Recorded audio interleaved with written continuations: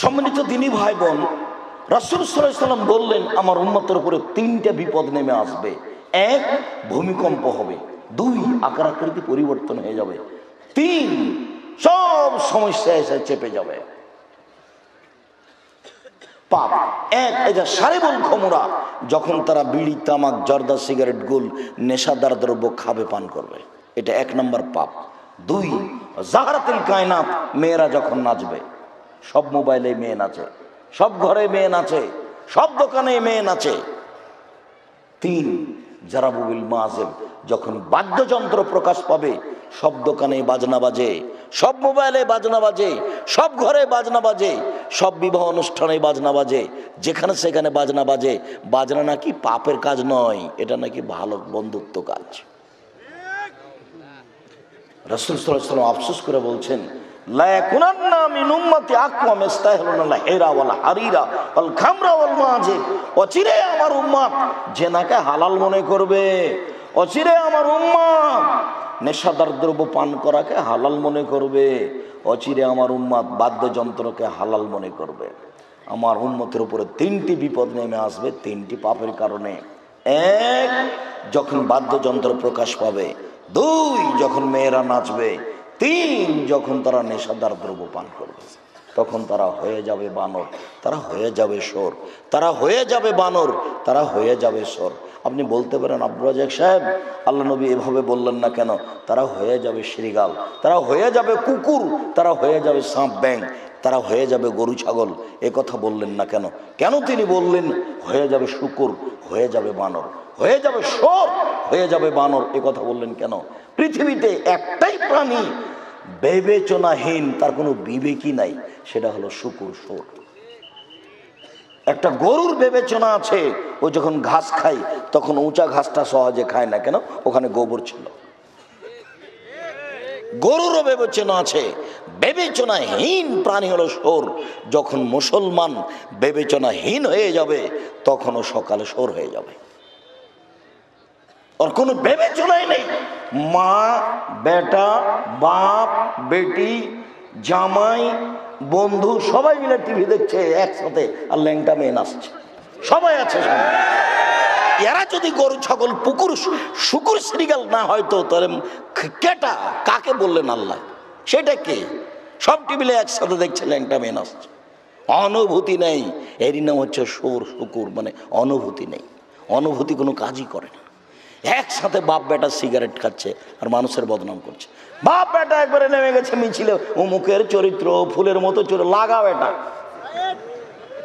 এই হলো পশু প্রাণী। বুঝেও বোঝে না, ওরা অন্তর আছে বোঝে না, দেখেও দেখে না, ওরা চক্ষু আছে দেখে না, শুনেও শোনে না, ওরা কান আছে শোনে না।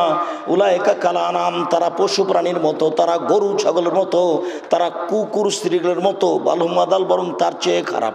এ কথা আমি বলিনি, এ কথা মুহাম্মদ সাল্লাল্লাহু আলাইহি ওয়াসাল্লাম বলেছেন। মানুষ শোর হয়ে যাবে কথা আমি বলিনি, মুহাম্মদ সাল্লাল্লাহু আলাইহি ওয়াসাল্লাম বলেছেন। মানুষ বানর হয়ে যাবে কথা আমি বলিনি, এ কথা মুহাম্মদ সাল্লাল্লাহু আলাইহি ওয়াসাল্লাম বলেছেন। সব হাদিস বুখারী মুসলিম। আম গাছে জাম ধরতে পারে ধরে না, অমাবস্যা রাতে চাঁদ উঠতে পারে উঠে না, সুঁয়ের ছিদ্র দিয়ে লাঙ্গলের ফল ঢুকতে পারে ঢোকে না, সুঁয়ের ছিদ্র দিয়ে লাঙ্গলের ফল ঢুকে যেতে পারে। আম গাছে জাম ধরে যেতে পারে, অমাবস্যা রাতে চাঁদ উঠে যেতে পারে, এগুলো ঘটে যেতে পারে। আমি যেটা বলছি এতে সন্দেহ আছে বলে কিয়ামত পর্যন্ত চেষ্টা করলে সরিষা ঢোকানো যাবে না। যা বলছি তাই থাকবে, তার নাম দীর্ঘদিন থেকে বলে আসছি, জাতির যদি রাস্তাঘাট করে দিতে না পারি, জাতির যদি স্কুল কলেজ করে দিতে না পারি, জাতিকে চূড়ান্ত সঠিক ধর্ম দিতে পারবো ইনশাআল্লাহ। ধর্মের ব্যাপারে জাতিকে ফাঁকি দিয়ে পরকাল হারাতে রাজি নই। এই এজেন্ট নিনি, এই জিম্মেদারি নিনি। সন্দেহযুক্ত ধর্ম কোনোদিন প্রচার করতে আসেনি। বলছিলাম রাসূল সাল্লাল্লাহু আলাইহি ওয়াসাল্লাম বললেন ওরা হয়ে যাবে শোর, ওরা হয়ে যাবে বানর। শোর হবে বিবেচনা যখন হারিয়ে যাবে, তখন বিবেচনা কাজ করে না। বানর কেন হবে? বানর হয়ে যাবে এই জন্য যে ওদের নিয়ম কানুন হবে ইহুদি খ্রিস্টানের। এই ছেলে, মাথায় যে চতুর্দিক চুল একবারে ছোট করে দিয়েছ আর উপরে ছাতা করেছে, এটা কার নীতি? এটা তোমার মা দেখে না, এটা তোমার বাপ দেখে না। তোমার মা নাই, তোমার বাপ নাই।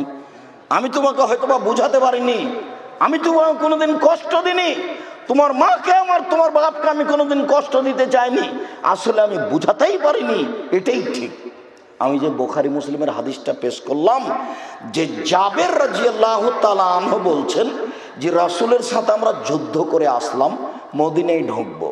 তখন আল্লাহ রাসূল বললেন, এই সবাই থামো, এখানে রাতে থাকো, সকালে বাড়িতে যাব। তো আমি জাবের বললাম, আল্লাহর নবী আমাকে বাড়ি যেতে দেন, আমি নতুন বিবাহ করেছি। তো আমি এই কথাটা বলতেই আল্লাহ রাসূল আমার সাথে এভাবে কথা বলতে লাগলেন। তিনি বলছেন, ও আচ্ছা, নতুন বিবাহ করেছ, বিকরা নাম সাইয়্যিব। তো তুমি কুমারী মেয়ে বিবাহ করেছ না তালাক প্রাপ্ত মেয়ে বিবাহ করেছ? কুমারী করেছ না তালাক প্রাপ্তা করেছ? তখন আমি বললাম, সাইয়্যিবা, তালাক প্রাপ্তা মেয়ে বিবাহ করেছি। ওর বিবাহ হয়েছিল, ওর স্বামী ওকে তালাক দিয়ে দিয়েছে, আমি তাকে বিবাহ করেছি। তখন আল্লাহ রাসূল বলছেন, হাল্লা বিক্রান্ত তোলায় তোলায় বোকা, আরে কুমারী মেয়ে কেন বিবাহ করলে না? তুমি তার সাথে খেলতে, ও তোমার সাথে খেলতো। আরে কুমারী মেয়ে কেন বিবাহ করলে না? তুমি তার সাথে খেলতে, ও তোমার সাথে খেলতো। আল্লাহ রাসূল তো এই পর্যন্ত বললেন। এখন দেখেন জাবের কি বলেন। জাবের রাদিয়াল্লাহু তাআলা আনহু বলছেন, আল্লাহর নবী আমার বাপ উহুদের যুদ্ধে শহীদ হয়েছে, 6টা মেয়ে রেখে গেছেন, আমার 6টা বোন। তো আমার বউটা আমার বোনের বয়সের হোক, এটা আমি চাইনি। 4টা কারণে, এই 4টাই তোমার মাকে করতে হবে, এই 4টাই তোমার বাপকে করতে হবে। আমি 4টা কারণে কম বয়সের মেয়ে বিবাহ করতে চাইনি। এক, লেতুয়াদ্দবহন না, আমার স্ত্রী যেন ওদের শিষ্টাচার শেখাতে পারে, কিভাবে খাবে, কিভাবে বসবে, কিভাবে বাড়িতে ঢুকবে, কিভাবে বের হবে। ওরা আমার স্ত্রী যেন আমার বোনদেরকে কি করতে পারে, শিষ্টাচার শেখাতে পারে। এক, দুই, অতোয়াল্লে মোহন না, আমার স্ত্রী যেন আমার বোনদেরকে দিন ধর্ম শিখিয়ে দিতে পারে। পেশাব করতে বসলে এই দোয়া পড়তে হয়, পেশাব পায়খানা থেকে উঠলে এই দোয়া পড়তে হয়, ঘুমানোর সময়তে দোয়া পড়ে ডান কাতে শুইতে হয়, জুতা স্যান্ডেল পরলে ডান পায়েরটা আগে পরতে হয়, খোলার সময় বাম পায়েরটা আগে খুলতে হয়। এগুলো নিয়ম কানুন আমার স্ত্রী আমার বোনদেরকে শিখিয়ে দিবে, এই জন্য আমি তালাক প্রাপ্তা মেয়ে বিবাহ করেছি। 3, অতুরাজ্জল হন না, আমার স্ত্রী যেন আমার বোনদের মাথার চুল চিরুনি করে দিতে পারে, আমার বোনেরা যেন একটু পরিপাটি হয়ে সুন্দর হয়ে থাকে, এইটা যেন আমার স্ত্রী করে দিতে পারে, সেই জন্য আমি তালাক প্রাপ্ত আমি বিবাহ করেছি। 4, ওয়াত্তাকুমা আলাইহিন্না, আমার স্ত্রী যেন আমার বোনদের উপরে পাহারাদার হিসাবে থাকে, পাহারাদার। তুমি বলো এবার, এই ছেলে তুমি বলো, তোমার বোন এখানে বসে আছে, ক্লাস 10-এ পড়ে, মাথায় কাপড় নেই, এবার তুমি বলো যে আমার মাও আছে বেঁচে। আমি মনে হয় ভুল বুঝাচ্ছি, বুঝতে পারছেন না নাকি? ও যদি মাথায় কাপড় না থাকে তবুও তার মা বেঁচে আছে, এই কথাটা আমি মানলাম না, আপনি মানেন। মানে আমি ওকে মা বলতে চাইনি, আমি বলেছি প্রসাব করাতে পারলেই মা হওয়া যায় না, জন্ম দিতে পারলেই বাপ হওয়া যায় না। নীতির নাম মা, ক্ষমতার নাম বাপ। আমি যদি বুঝাতে না পারি, আবারও বলছি, হাদিস বুখারী মুসলিম, জাবের বলছেন যে আমি তালাক প্রাপ্তা মেয়ে কেন বিবাহ করলাম। আপনার মনে হয় বুঝতে পারেন না। আল্লাহর নবী তো বললেন যে আচ্ছা, আরে কুমারী মেয়ে কেন বিবাহ করলে না? তুমি তার সাথে খেলতো, তোমার সাথে খেলতো। সংসারের বিবাহের একটা স্বাদ থাকে, সেটা আল্লাহর নবী বলছেন, কিন্তু সেই স্বাদের কথা জাবের বললেন না। যখন জাবের এভাবে বললেন, তখন কথাটা আল্লাহ রাসূল মেনে নিলেন। আমি এই 4টা কারণে বয়সের মেয়ে বিবাহ করেছি, আমার বোনদের বয়সের মেয়ে বিবাহ করিনি। তোমাকে আমি কষ্ট দিতে চাইনি যুবক, তোমাকে আমি কষ্ট দিতে চাইনি। এখানে তোমার বোন বসে আছে, মাথায় কাপড় নেই, বলো এর জন্য দায়ী তোমার বোন না তোমার মা? ভুল বুঝিও না,